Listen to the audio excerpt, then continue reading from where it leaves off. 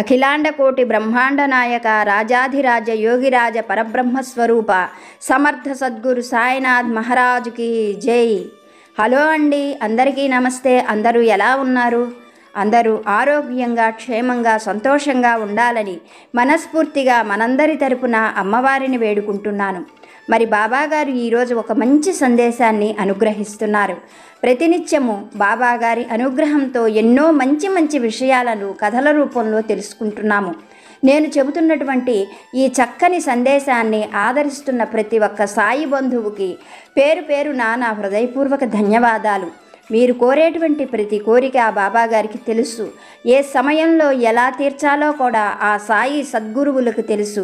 ఎంతోమంది వారు కోరినటువంటి కోరికలు తీరుతున్నాయి అని చక్కగా కామెంట్స్ రూపంలో తెలియజేస్తున్న ప్రతి ఒక్క సాయి బంధువుకి మరొక్కసారి హృదయపూర్వక ధన్యవాదాలు. మరి బాబాగారి సందేశం ఏమిటో తెలుసుకోబోయే ముందు కొత్తగా ఛానల్ని చూస్తున్నట్లయితే ఛానల్ని సబ్స్క్రైబ్ చేసుకోండి.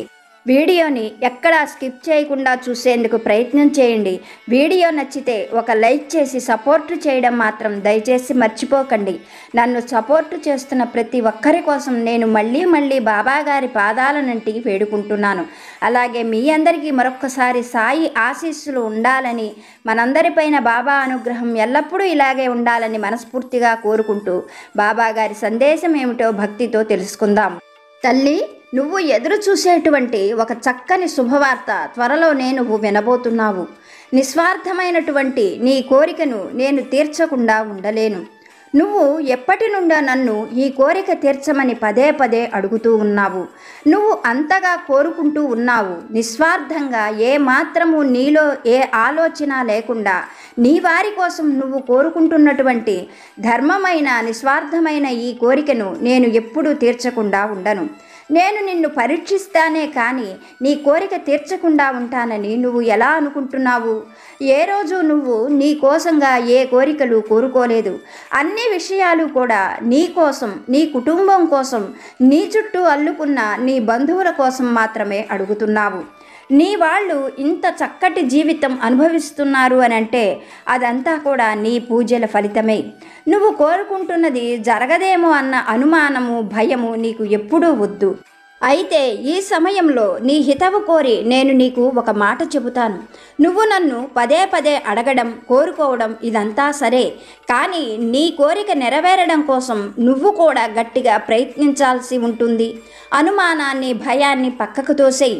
ఏదైనా సరే మనిషి అనుకుంటే సాధించవచ్చు. ఏదైనా న్యాయంగా కోరినప్పుడు దాన్ని మానవ ప్రయత్నంతో ఎలా సాధించాలి అనే ఆలోచన ముందు చెయ్యాలి. నీకు ప్రత్యేకంగా ఒక మాట చెప్పాలనుకుంటున్నాను. నువ్వు ఏ మంచి పని చేసినా, ఏ మంచి కోరిక కోరుకున్నా నీ సాయి నీకు తప్పకుండా తోడుగా ఉంటారు. నువ్వు చేసే ప్రతి పనిలోనూ నీ సాయి అనుగ్రహము ఎప్పుడూ నీకు తోడుగానే ఉంటుంది. పదే పదే నీ కోరికను గురించి నాతో చెప్పవలసిన అవసరం లేదు.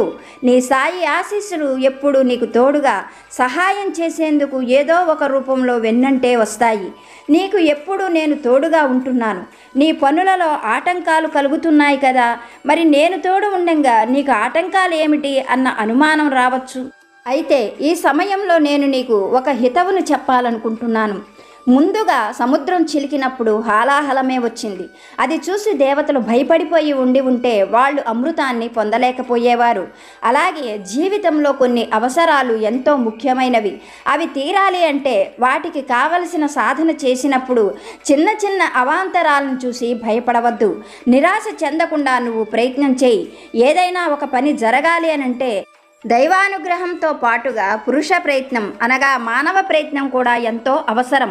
నీ ఈ పనిలో నీకు సహాయం చేయటానికి నీకు తోడుగా ఎల్లప్పుడూ నీ సాయి ఏదో ఒక రూపంలో నీ వెంటే వస్తారు.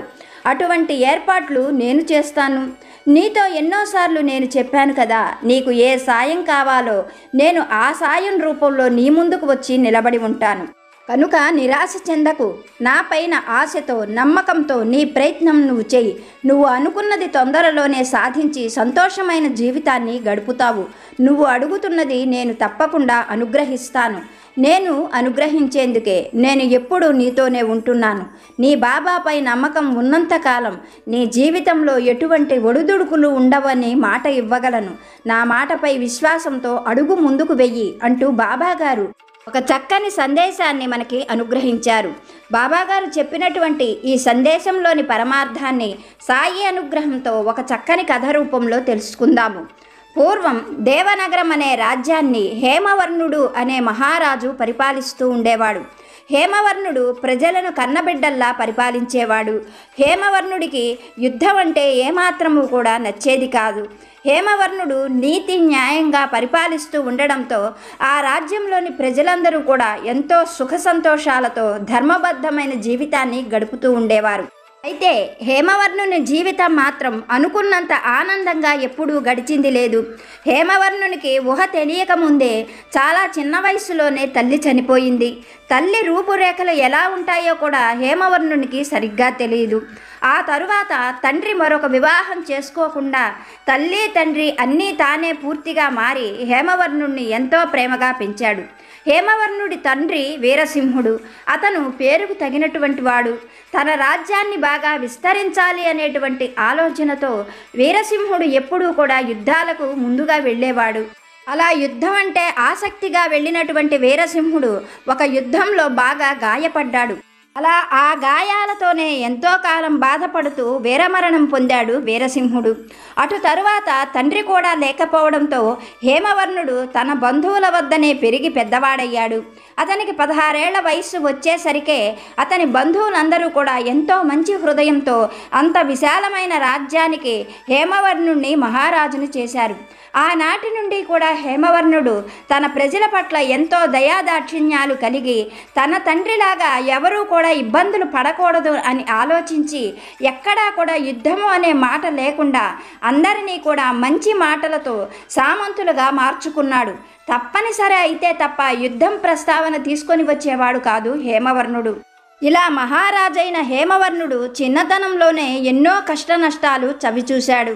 పెద్దవాడైన తరువాత మహారాజుగా మారాక ప్రజలకు అటువంటి కష్టాలేవి రాకూడదు అని తనకు చేతనైనట్లుగా చక్కని తెలివితేటలతో అవతల వారిని ఆకట్టుకునే మంచి మాటలతో ప్రజలందరినీ కూడా ఏకతాటిపై నడిపిస్తూ నీతిగా న్యాయంగా రాజ్యపాలన చేస్తున్నాడు.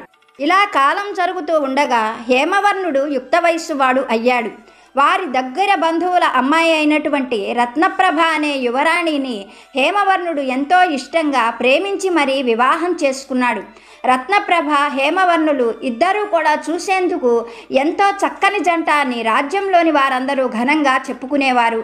సంతోషమైన జీవితంలోకి అడుగుపెట్టాడు హేమవర్ణుడు. తన భార్య రత్నప్రభతో ఆనందంగా కాలం గడుపుతూ ఉన్నాడు. కానీ ఎంతకాలం గడిచినా హేమవర్ణుడికి సంతానం కలగలేదు. ఇలా సంతానం కలగకపోవడంతో ఆ రాజదంపతులు ఎంతో దిగులు చెందేవారు. ముఖ్యంగా రత్నప్రభ ఎలాగైనా సరే ఒక్క బిడ్డనైనా కనాలి అని ఎన్నో ప్రయత్నాలు చేసింది. ఎన్నో పూజలు చేసింది. వ్రతాలు నోములు ఎవరు ఏం చెప్పినా చేసేది. ఎవరు ఏ మందులు ఇచ్చినా వాడేది. ఇలా ఉండగా రత్నప్రభ ప్రయత్నం ఫలించి భగవంతుడి అనుగ్రహంతో రత్నప్రభకు ఒక మగపిల్లవాడు కలిగాడు. రాజదంపతుల ఆనందానికి అంతులేదు. ఆ పిల్లవాడికి నిశ్చలుడు అని పేరు పెట్టి అపురూపంగా పెంచుకుంటున్నారు. అయితే రత్నప్రభ ఎన్నో ఉపవాసాలతో విపరీతంగా మందులు వాడి ఉండడం వల్ల అనారోగ్యంతో ఆమె ఆరోగ్యం పూర్తిగా క్షీణించిపోయి ఆ పిల్లవాడికి 6 మాసాలు కూడా పూర్తి కాకుండానే రత్నప్రభ కూడా కాలధర్మం చెందింది. అలా ఎంతో ప్రేమగా చూసుకునేటువంటి భార్య చనిపోవడంతో హేమవర్ణుడి మనస్సులో నిలవలేదు. ఆ తరువాత మంత్రులు, స్నేహితులు, బంధువులు ఎవరు ఎంత చెప్పినా కానీ మహారాజు మళ్ళీ వివాహం ఆలోచన మాత్రం చెయ్యలేదు. ఒక్కగానొక్క కుమారుడు యువరాజైనటువంటి నిశ్చలుణ్ణి ఎంతో ప్రేమగా పెంచేవాడు. తల్లి లేదు అనే లోటు అతనికి తెలియకుండా అన్నీ తానై పెంచాడు. ఇలా పిల్లవాడు పెరుగుతూ ఉంటే హేమవర్ణుడి ఆనందం అంతూ లేకుండా ఉంది. ఎందుకంటే నిశ్చలుడు తండ్రికి తగ్గ కొడుకు. తండ్రి అంటే నిశ్చలుడికి విపరీతమైన ప్రేమ, అభిమానం. ఒక్క క్షణమైన తండ్రిని చూడకుండా ఉండలేకపోయేవాడు నిశ్చలుడు. కుమారుడి ప్రేమ చూసి హేమవర్ణుడు కూడా ఎంతగానో పొంగిపోతూ, భగవంతుడు తనకు అన్నీ దూరం చేసినా అవన్నీ కూడా కుమారుడి రూపంలో తిరిగి ఇచ్చాడని సంతోషించేవాడు. ఇలా మహారాజు జీవితం ఎంతో సంతోషంగా గడిచిపోతున్నది. మహారాజైన హేమవర్ణుడికి ఒక విచిత్రమైన అలవాటు ఉన్నది. అప్పుడప్పుడు హేమవర్ణుడు మారువేషంలో రాజ్యంలోనూ రాజ్యం చుట్టూ ఉన్న అరణ్యంలోనూ కూడా సంచారం చేస్తూ ఉంటాడు. అక్కడ ఎవరైనా దొంగలు ఉన్నా, లేకపోతే ఆ అరణ్య ప్రాంతాలలోని వారు ఏవైనా ఇబ్బందులు పడుతూ ఉన్నా అవి తెలుసుకోవడం కోసం హేమవర్ణుడు ఈ విధంగా చేస్తూ ఉంటాడు. ఇలాగే ఒకనాడు హేమవర్ణుడు వనవిహారం చెయ్యాలి అన్న ఆలోచన కలిగింది. తన ఆలోచనను అతి కొద్ది మంది స్నేహితులకు, పరివారానికి తెలియజేశాడు హేమవర్ణుడు. వారు కూడా అంగీకరించడంతో కొద్ది మందిని వెంట పెట్టుకొని హేమవర్ణుడు వనవిహారానికి వెళ్ళాడు. అలా మధ్యాహ్నం వరకు హేమవర్ణుడు, అతని ఆంతరంగికులు అక్కడ ఉన్నటువంటి వనాలన్నీ కూడా చక్కగా చూశారు. హేమవర్ణుని రాజ్యం చుట్టూ ఎంతో గొప్ప గొప్ప వనాలు ఉన్నాయి. ఆ వనాలలో అరుదైన పుష్పజాతులు ఉన్నాయి. ఆ వనాల చుట్టూ ఎత్తైన పర్వతాలు, గొప్ప సెలయేళ్లు ఉండడం వల్ల ఆ రాజ్యం ఎప్పుడూ కూడా పచ్చగా కళకళలాడుతూ ఎంతో వైభోగంగా ఉండేది. ఆ వనాలలో విహరించడం అంటే హేమవర్ణుడికి, అతని కుమారుడైన నిశ్చలుడికి కూడా ఎంతో ఇష్టం. ఎంతోమంది దేశ విదేశాల నుండి ఆ వనాలలో ఉన్న విలువైన వనమూలికలను సేకరించుకొని వెళ్ళడానికి కూడా వస్తూ ఉంటారు. అలా హేమవర్ణుడు మధ్యాహ్నం వరకు ఆ వనాలలోనే విహరిస్తూ ఉన్నాడు. ఇంతలో హేమవర్ణుడికి ఒక చెట్టు కింద అందమైన యువతి కనిపించింది. ఆ యువతి అందచందాలను దూరం నుండి చూసిన హేమవర్ణుడికి మనస్సులో ఆనందం ఉప్పొంగింది. ఆయన తన ఆంతరంగికులను దూరంగా ఉండమని చెప్పి ఆ యువతి దగ్గరకు వచ్చి ఈ విధంగా అడిగాడు. ఓ కన్యామణి, ఎవరు నువ్వు? నీ సౌందర్యం చూస్తుంటే నా మనస్సులో నిలవడం లేదు. నీ వంటి సౌందర్యవతిని నేను ఇంతవరకు ఎన్నడూ కూడా చూడలేదు. ఏ కారణం చేత నువ్వు ఈ వనంలో ఒంటరిగా ఉన్నావు అంటూ తన మనసులో ఉన్న ఎన్నో ప్రశ్నలతో ఆ యువతిని ప్రశ్నించాడు. అందుకు ఆ యువతి, మహారాజా, నేను గంధర్వకాంతను. నేను ఆకాశగమనం చేస్తూ ఉన్నప్పుడు ఈ చెట్టు పువ్వుల వాసన నా మనసును బాగా ఆకర్షించింది. అందువల్లనే నేను ఈ చెట్టు కింద కొద్దిసేపు నిలబడి ఈ పూలు కొన్ని సేకరించుకొని మా లోకానికి వెళ్ళాలని వచ్చాను. నువ్వు అనుకున్నట్లుగా నేను మానవకాంతనైతే కాదు అని చెప్పింది ఆ గంధర్వకాంత. అందుకు హేమవర్ణుడు ఎంతగానో సంతోషిస్తూ ఆ గంధర్వకాంతతో, అలా అయితే నువ్వు మీ లోకానికి వెళ్ళవలసిన అవసరం లేదు. నా మాట మన్నించి నాతో పాటుగా మా అంతఃపురానికి రా.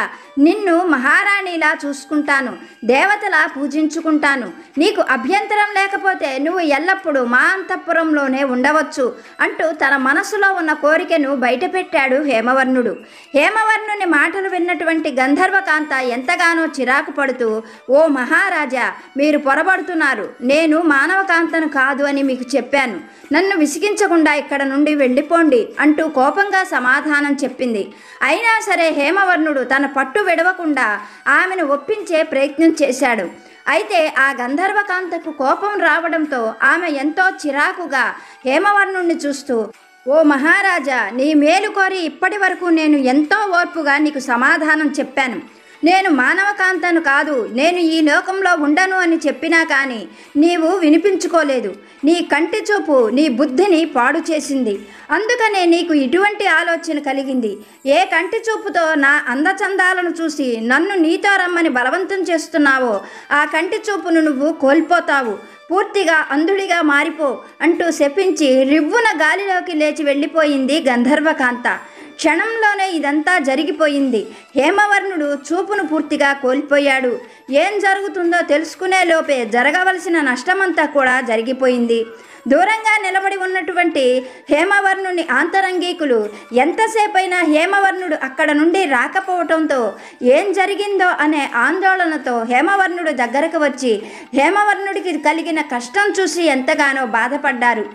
మహారాజు ఆంతరంగికులు అప్పటికప్పుడే మహారాజును వెంటబెట్టుకొని అంతఃపురానికి చేరుకున్నారు. అలా అంతఃపురానికి చేరుకున్న తరువాత హేమవర్ణుడు తన చూపును తిరిగి పొందేందుకు ఎన్నో ప్రయత్నాలు చేశాడు. దేశ విదేశాల నుండి పేరు పొందిన గొప్ప గొప్ప ఘనవైద్యులను పిలిపించారు. వారు ఎంతో అరుదైన అపురూపమైన వనమూలికలతో మహారాజుకు కంటిచూపు తెప్పించడానికి తీవ్రంగా శ్రమించారు. కానీ వారి ప్రయత్నం ఏమాత్రము కూడా ఉపయోగపడలేదు.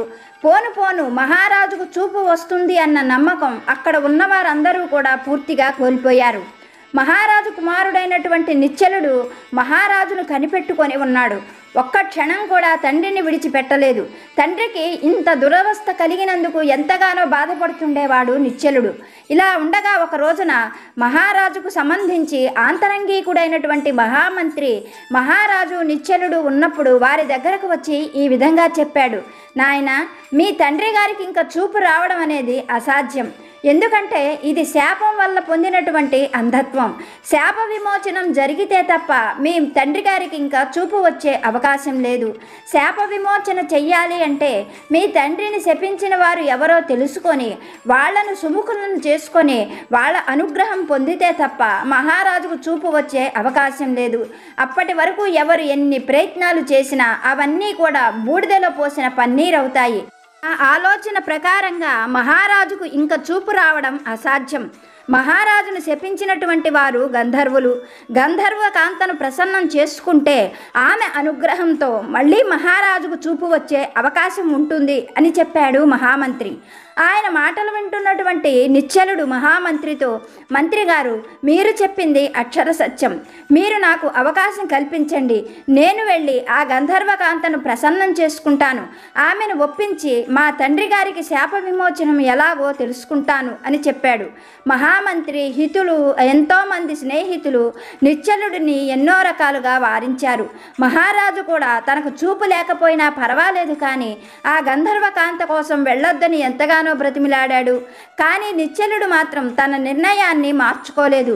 తనకు భగవంతుడి అనుగ్రహం, తండ్రి ఆశీస్సులు ఉన్నాయి అని బలంగా నమ్మి అక్కడ వారిని ఒప్పించి ఆ గంధర్వకాంతను వెతికేందుకు బయలుదేరాడు. తను తెలుసుకున్న వివరాల ప్రకారం గంధర్వులు ఈశాన్య దిక్కులో ఉంటారు. అందుకోసమే నిశ్చలుడు గంధర్వకాంతను వెతుకుతూ ఈశాన్య దిక్కుగా బయలుదేరాడు. అలా రోజులు, వారాలు, నెలలు గడిచిపోయాయి. తను వెళ్ళగలిగినంత దూరం వెళుతూనే ఉన్నాడు. ఎక్కడ అలసట లేదు. తండ్రికి చూపు తెప్పించాలి అన్న ఒక్క ఆలోచన తప్ప నిశ్చలుడిలో మరే ఆలోచన లేదు.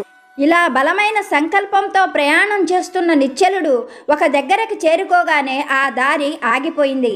ఆ దారి చుట్టూతా కూడా మానవ మాతృలు ఎక్కలేనటువంటి అసాధ్యమైన పర్వత శ్రేణి, చుట్టూ కీకారణ్యము, పెద్ద పెద్ద జలపాతాలు కనిపించాయి. అక్కడ నుండి ముందుకు వెళ్ళే దారి నిశ్చలుడికి కనిపించలేదు. ఏం చెయ్యాలో, ఎలా వెళ్ళాలో నిశ్చలుడికి అర్థం కాలేదు. నడిచి నడిచి అలసిపోయిన నిశ్చలుడు స్పృహ తప్పిపోవడంతో అక్కడే ఉన్న ఒక చెట్టు కింద పడిపోయాడు. తనకు స్పృహ వచ్చేసరికే తను ఒక రాక్షసి ఒళ్ళో పడి ఉన్నాడు. ఆ రాక్షసి అతనికి పరిచర్యలు చేస్తున్నది, పండ్లు తినిపిస్తున్నది, పాలు తాగిస్తున్నది, పెద్ద విసినికర్రతో అతనికి విసురుతూ అతనికి సేవలు చేస్తూ ఉన్నది. ఆ రాక్షసిని చూడగానే నిశ్చలుడు భయంతో పక్కకు జరిగాడు. అలా నిశ్చలుడు భయపడుతూ ఉండగా ఆ రాక్షసి అతని భయాన్ని అర్థం చేసుకొని నిశ్చలుడితో, నువ్వు భయపడవలసిన అవసరం లేదు, నేను నీకు సేవలు చేశాను. నువ్వు ఎవరు? నువ్వు ఎందుకు ఇక్కడికి వచ్చావు? ఇక్కడికి మానవ మాతృలెవ్వరూ రావడం నా జీవితంలో నేను చూడలేదు. ఇక్కడికి కేవలం మునులు, యోగులు, సిద్ధులు వారు మాత్రమే వస్తారు. నువ్వు వచ్చావు అంటే ఏదో బలమైన కారణం ఉండి ఉంటుంది. నీవు ఎందుకు ఇక్కడికి వచ్చావో నేను తెలుసుకోవచ్చా అన్నది ఆ రాక్షసి.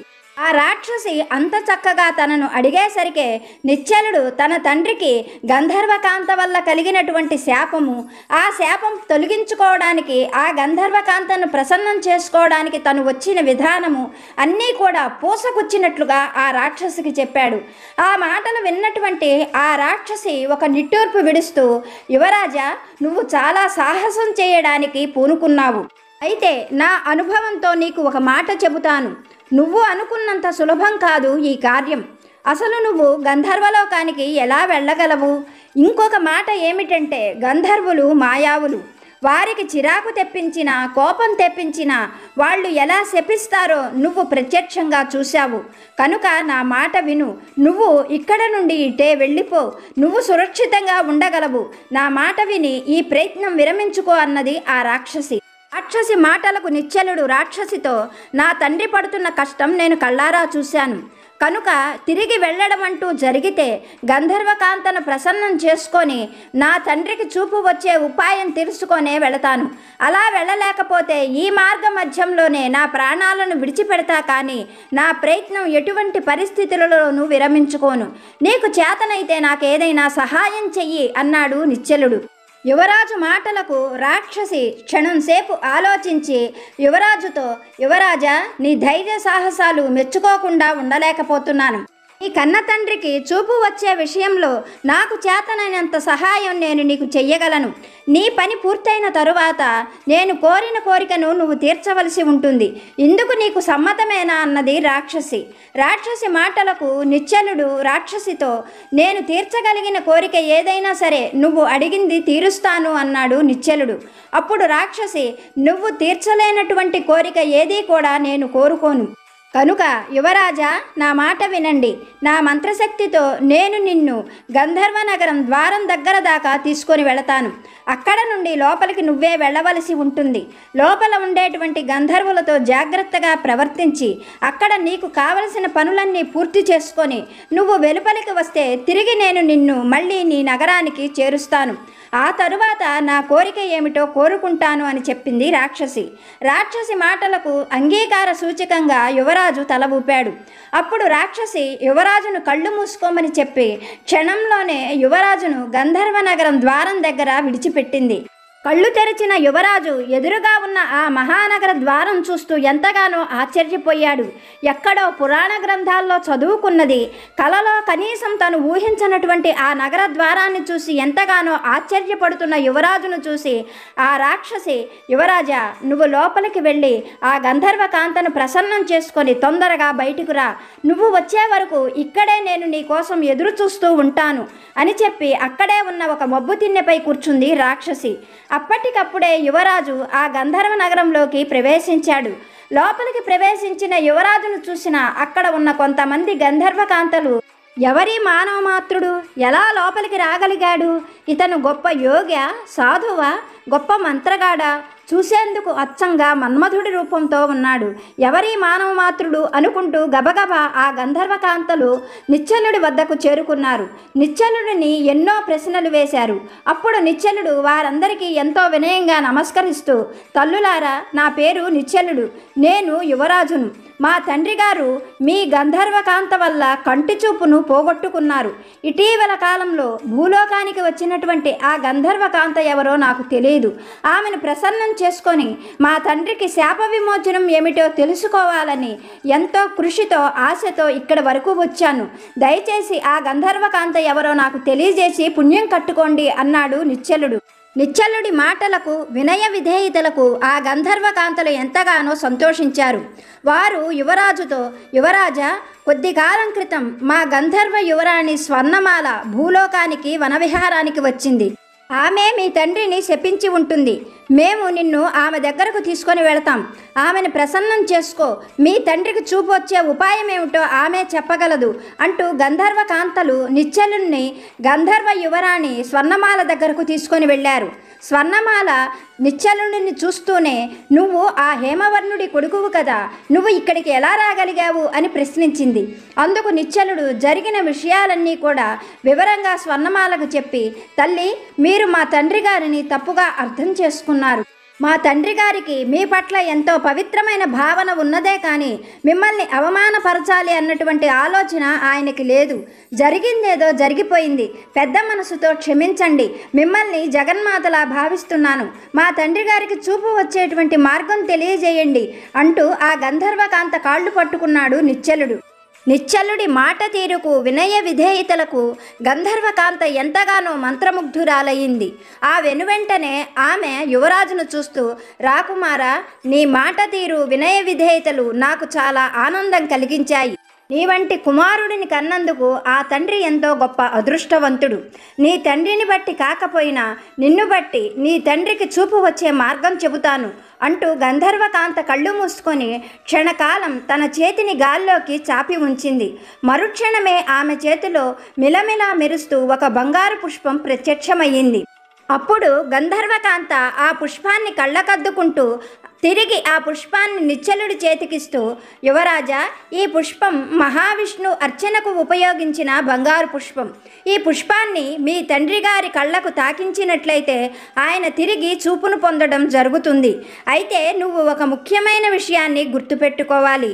ఎప్పుడూ అబద్ధం చెప్పనివాడు, మాట తప్పనివాడు ఈ పుష్పాన్ని ఉపయోగించినట్లయితే ఈ పుష్పం ప్రభావం వల్ల మీ తండ్రి గారికి చూపు వస్తుంది. అలా కాకుండా మాట తప్పిన వారు, అబద్ధం చెప్పిన వారు ఈ పుష్పాన్ని ఉపయోగించిన ఎటువంటి ఫలితము ఉండదు. నీకు మేలు కలుగుతుంది. క్షేమంగా వెళ్ళిరా అని ఆశీర్వదించింది గంధర్వకాంత. నిశ్చలుడు ఆమె పాదాలకు నమస్కరించి ఆ పుష్పాన్ని భద్రంగా తీసుకొని తిరిగి గంధర్వ నగరం బయటకు వచ్చాడు. నిశ్చలుడి కోసమే అప్పటి వరకు ఎదురు చూస్తూ ఉన్నటువంటి రాక్షసి మబ్బుతిన్నపై నుండి క్షణంలో మాయమై నిశ్చలుడి ముందు ప్రత్యక్షమైంది. రాకుమారా, నువ్వు ఈ కార్యం సాధించగలవన్న నమ్మకం నాకు కుదిరింది. అందుకనే నేను నిన్ను ఇక్కడి వరకు తీసుకొని వచ్చాను. సరే, నిన్ను రాజ్యానికి చేరుస్తాను, కళ్ళు మూసుకో అన్నది. రాక్షసి చెప్పినట్లుగానే నిశ్చలుడు కళ్ళు మూసుకొని తెరిచేసరికే తన రాజప్రాసాదం ముందు రాక్షసితో సహా నిలబడి ఉన్నాడు. కృతజ్ఞతగా నిశ్చలుడు రాక్షసికి నమస్కారం చేస్తూ, నీ మేలు జన్మలో మర్చిపోలేను. నువ్వు లేకపోతే ఇంత కఠినమైన ఈ కార్యాన్ని నేను సాధించలేకపోయేవాడిని. జన్మజన్మలా నీకు రుణపడి ఉంటాను అన్నాడు నిశ్చలుడు. అతడి మాటలకు సంతృప్తిగా నవ్వుకుంటూ రాక్షసి, రాకుమారా, నేను అన్నట్లుగా చెయ్యవలసిన సాయాన్ని చేశాను. నువ్వు మాట ఇచ్చినట్లుగా నా కోరిక తీర్చవలసి ఉంటుంది అన్నది.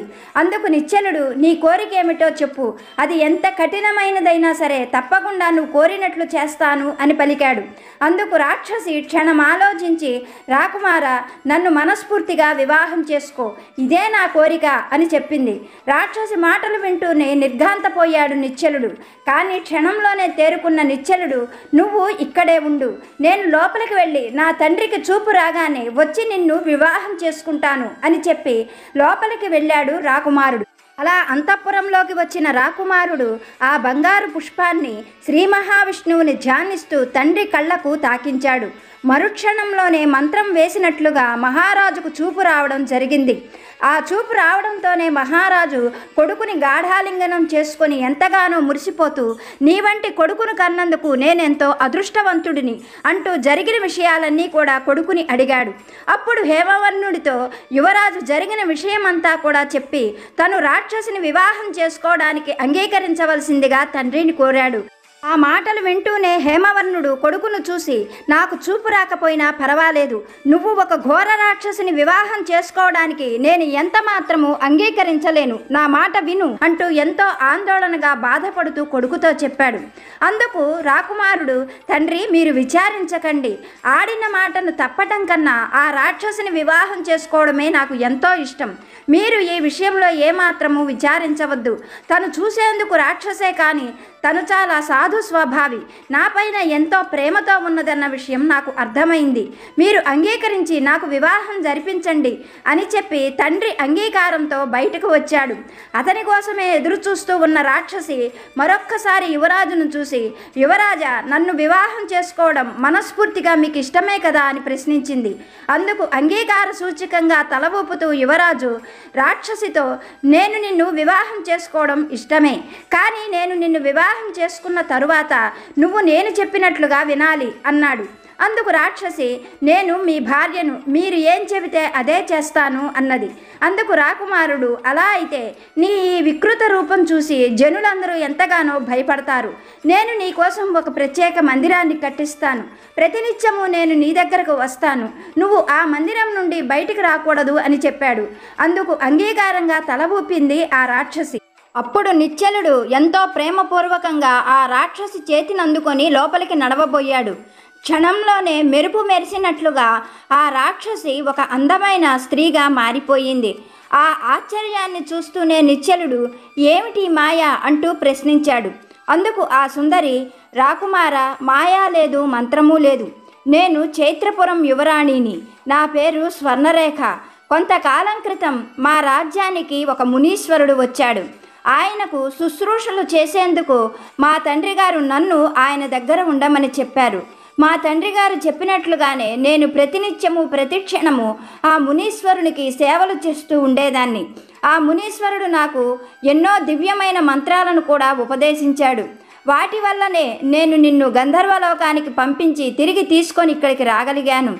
అయితే ఏం జరిగిందో ఏమో, ఆ మునీశ్వరుడు నన్ను వివాహం చేసుకుంటానని పట్టుబట్టాడు. నేను అంగీకరించకపోవడంతో కోపంగా ఆయన నన్ను రాక్షసి వైపొమ్మని శపించాడు. నేను ఎన్నో రకాలుగా బ్రతిమిలాడిన తరువాత ఎవరైనా సరే మనస్ఫూర్తిగా ఏ రాకుమారుడైనా నన్ను వివాహం చేసుకోవడానికి ఇష్టపడి నా చేతిని అందుకున్నట్లయితే నా యథారూపం నాకు వస్తుందని శాప విమోచన చెప్పాడు. ఆ రోజు నుండి ఇప్పటి వరకు నేను ఎన్నో రకాలుగా ఎంతోమంది కోసం ఎదురు చూస్తూ కూర్చున్నాను. ఇదంతా కూడా దైవలీల. ఇలా జరగడం వల్లే నువ్వు అక్కడికి వచ్చావు. నేను నిన్ను చూడగలిగాను. నీ వంటి గొప్ప వీరుణ్ణి నేను వివాహం చేసుకోగలిగాను అంటూ తన వృత్తాంతం అంతా చెప్పింది స్వర్ణరేఖ. అప్పటి వరకు చూస్తూ ఉన్నటువంటి హేమవర్ణుడు, ప్రజలు అందరూ కూడా తమకు ఒక గొప్ప ధైర్య సాహసాలు, సౌందర్యం కలిగిన రాణి మహారాణిగా రాబోతుందని తెలిసి ఎంతగానో సంతోషించారు. ఒక శుభముహూర్తంలో హేమవర్ణుడు నిశ్చలుడికి స్వర్ణరేఖకు చక్కగా ఘనంగా వివాహం జరిపించాడు. ఆ తరువాత నిశ్చలుడు మహారాజై తండ్రికి తగిన తనయుడు అని పేరు తెచ్చుకున్నాడు. బాబాగారు మనకి చెప్పే సందేశం ఇదే. నువ్వు అడుగు వెనకకు వెయ్యవద్దు. ముందు చూపుతో అందుకోబోయే గొప్ప ఫలితం గురించి ఆలోచించు. ఇప్పుడు ఉన్న వాటిని చూసి భయపడుతూ కూర్చున్నావంటే జీవితంలో ఎప్పటికీ కూడా అనుకున్న ఫలితాన్ని నువ్వు పొందలేవు. నీ ప్రతి అడుగులో నీకు సహాయం చేయటానికి నీ బాబా నీకు తోడుగా ఉన్నారు అని బాబాగారు మంచి సందేశాన్ని అనుగ్రహించారు. వీడియో చూసిన వారందరికీ పేరు పేరున హృదయపూర్వక ధన్యవాదాలు. మరొక వీడియోతో బాబా